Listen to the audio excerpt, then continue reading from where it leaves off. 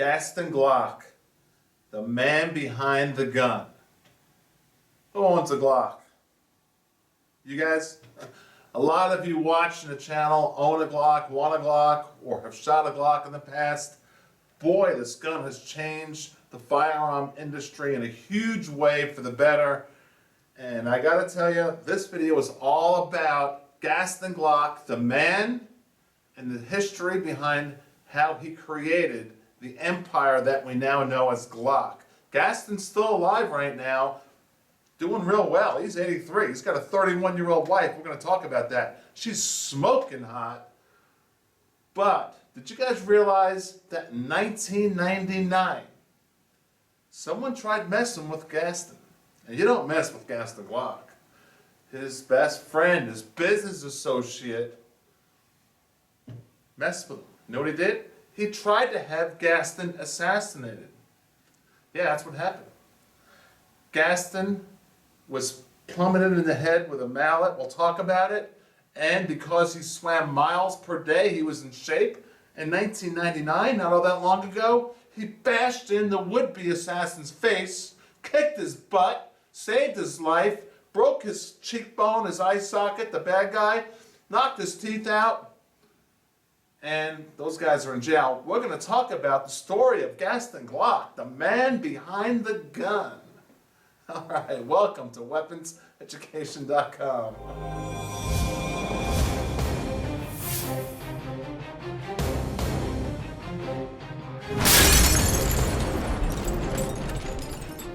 Let's start out the video with the dramatic story of how Gaston Glock was almost assassinated and killed in 1999, not all that long ago, by one of his best friends, trusted business partner. Be careful who you trust. And this is how it went down. They're in Luxembourg. There was reasons why they were in Luxembourg. I think a lot of the tax purposes, why he had a lot of his business over there in Luxembourg. But they're in Luxembourg, in Europe. And his business partner, buddy, goes, let's go into a garage here and check out this really cool car I got. Gaston walks in there, and the would-be assassin comes at him with a rubber mallet. It was a whole setup. The whole thing was a setup by his trusted business partner. Bashed Gaston, big time. Took part of his skull out. He was bleeding pints of blood. I mean, because Gaston was a swimmer, an avid swimmer, miles per day, not like a couple laps up and down the pool, a couple miles per day. He was in shape. He took his big fist, protected his life. I don't know why he didn't have a Glock. I don't know what the laws were at the time, what the deal was, but he used his fist to save his life, and he bashed in the would-be assassin's face, broke his eye socket, knocked his teeth out, knocked him out altogether. Now Gaston's in bad shape as it is now because he's plummeted with this rubber mallet. And the way it ended up, the police found him at 9:30 in the morning with the bad guy laid out like this on top of him. And Gaston, near death underneath him. And that's how the police found the two of them in the morning. So, that's a little bit of trivia about Gaston Glock. Guy, he's a powerful guy. Until today, he's running his company with a strong fist. He's a very powerful man, and he rarely does interviews and rarely gets into the public, and it's a family-run business. Let's talk about how it all started. Okay, it goes back to 1980, and Gaston at the time was very good with producing products out of polymer. Curtain rods and things like that. Well, the Austrian government at the time wanted to replace their P-38s, their Walther P-38s, outdated.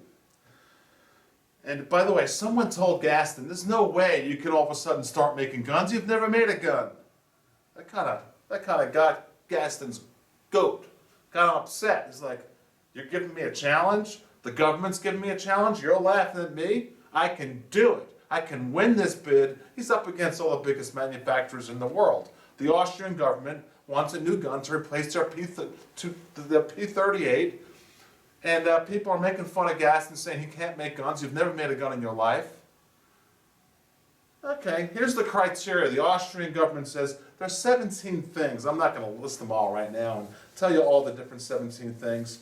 But generally speaking, they had to be a self-loading gun.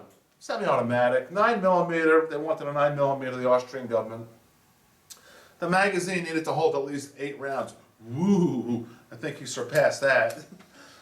And it had to be able to be operated with one hand. No big deal. He conquered that. In case of accidental discharge, if the gun fell, wouldn't shoot. He conquered that. It had to be disassembled with no tools. He certainly conquered that.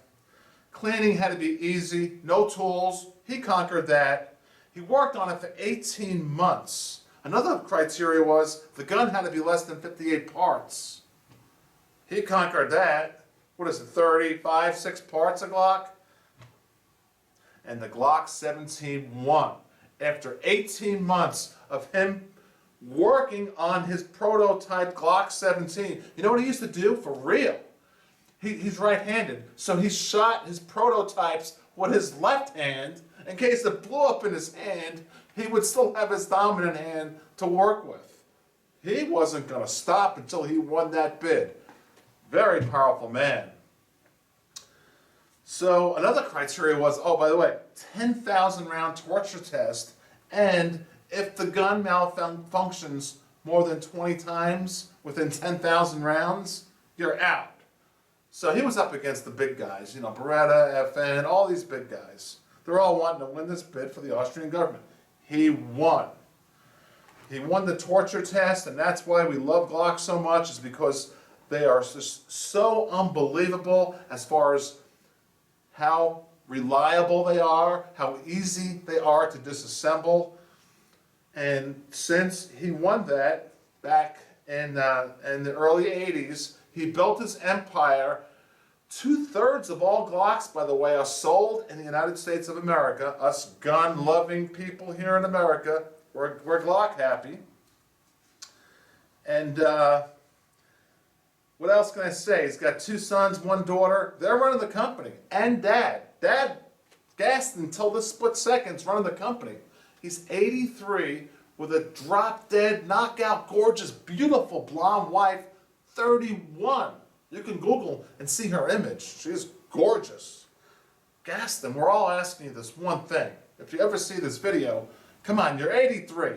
You got a good decade left in you. Can you make us a rifle, like a 5.56 Glock? We all want it.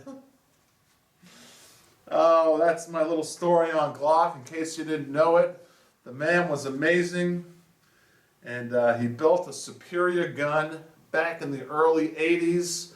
It's now worldwide, owned by thousands of law enforcement agencies, and it's just growing and growing and growing, his empire.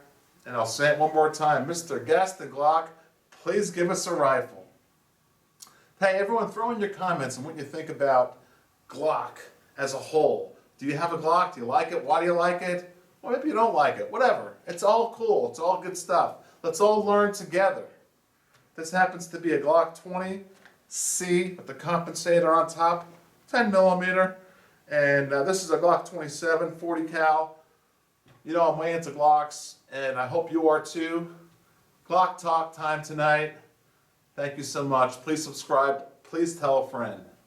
Checking out.